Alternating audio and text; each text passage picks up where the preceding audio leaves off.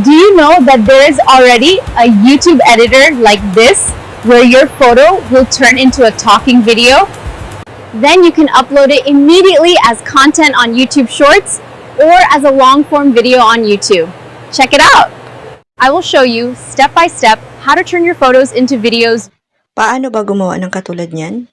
Photo lang yan, then naging video. Okay, dito mismo sa YouTube, pwede ka na mag-edit ng photo na magiging video.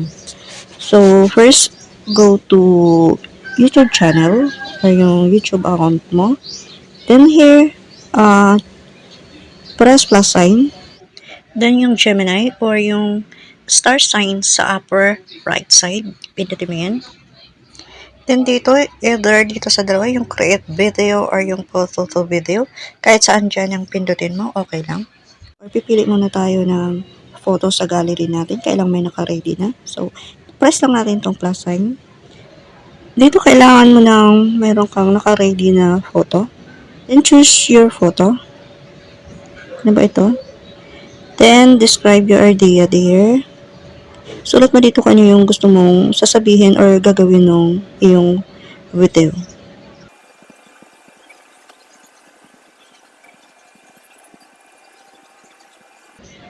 Then, pwede ka maglagay dito kung anong accent yung gusto mong boses ng video mo.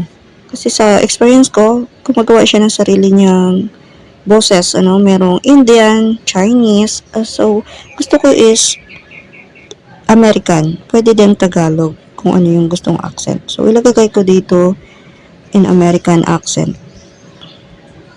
Kasi English kasi yung salita niya. So, American accent. Then, kapag okay na, press mo lang itong arrow sign.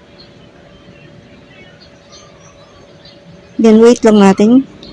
Nagkikreate siya ng video. So, ayan na yung video natin. Pwede nyo na siyang i-download. Then, pag gusto nyo ng mahaba-haba na video, so, kasi maikli lang siya, nasa 8 seconds. Okay. So, gumawa ka ulit niyan. So, papakita ko mamaya kung paano. Then, kapag gusto mong i-upload yan sa iyong YouTube short, pindutin mo lang yung next para makagawa ka ng YouTube short na content. Then, press download. Para hahaba yung iyong video, pwede kang gumawa ulit ng ganito gamit ang ito ding photo. Ayan. So, gawin ulit natin. So, ganun din yung gagawin natin. Choose ulit tayo ng photo. So, choose ulit natin yung photo na yun para makagawa ulit tayo ng another video sa photo na yun. Para madugtong natin na magawa siyang mahaba na video.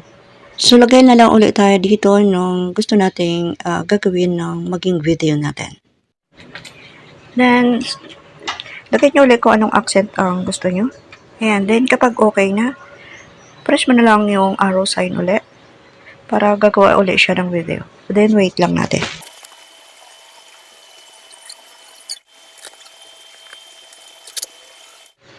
I will So, show you gagawa na siya step ng video. So, ginawa niya na ng video yung ating picture.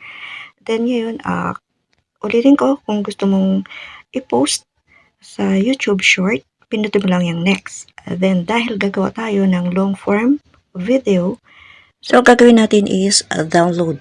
Pindutin natin yung download. So, ayan, nakagawa na tayo ng pangalawa nating video. So, ngayon, ang gagawin natin is pagdugtungin natin yung video na ginawa natin kanina. Then, ito siya. So, kahit anong editing, photo editing or video editor, so, pwede nyong gamitin. So, akin is itong CapCut. Then, dito, new video. Pindutin mo na yung new video.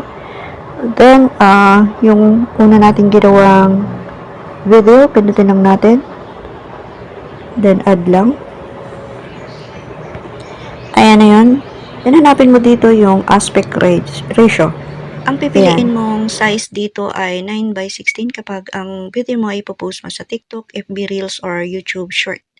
So, then, 16:9 naman kapag long form of video yung gagawin. Yan ang normal na size ng YouTube. So, dito muna tayo sa 9:16. So, para humaba siya. So, idugtong ulit natin dito. Pinutin lang natin itong plus sign. Then, hanapin natin yung huli nating video na ginawa. Ayan, then add lang natin. Ayan na siya. So, nagawa na natin. Tatakbuhin natin. O paggaganahin natin. Ever wonder how creators turn a single photo into a video like this one? It's easier than you think. Let's find out how together. I will show you step by step, and don't forget to follow my Ayan, channel. nakagawa na tayo ng video. Napagdugtong-dugtong natin yung dalawang video na ginawa natin doon sa YouTube. Kasi ang haba or ang nagagawa niya lang talaga sa isang video ay 8 seconds. So, ang gawin na lang is download, then paggawa na lang ulit tayo ng panibago. Then, hanap na lang ng katulad nitong CapCut na video editor para madugtong-dugtong yung mga video. Then, pwede nyo rin namang gamitin itong CapCut kasi madali lang naman siyang gamitin. Then, after nun, kapag nadugtong-dugtong nyo ng video, pindutin nyo na lang yung export. Then, ayan. So, then kapag merong limit dun sa YouTube sa paggawa ng video per day, so balik na lang kayo kinabukasan. Ayan po.